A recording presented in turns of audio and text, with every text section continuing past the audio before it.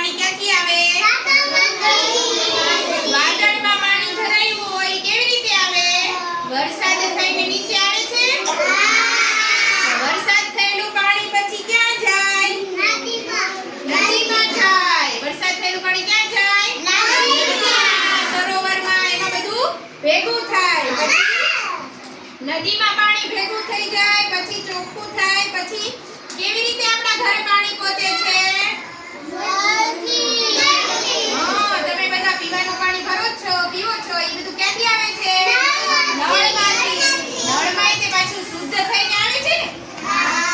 કોઈ ક્યારેક પીવાના પાણીમાં જંતુ હોય તો એની માટે તમે ટાંકીની અંદર દવા નખાવતા હોય છો, બરાબર? કે એમાં જંતુ હોય મરી જાય. તેની માટે શું કરવાનું? ટાંકામાં દવા નખાવવાની. અને તોય પાણી ક્યારેક ગંદુ આવે છે તો શું કરવાનું?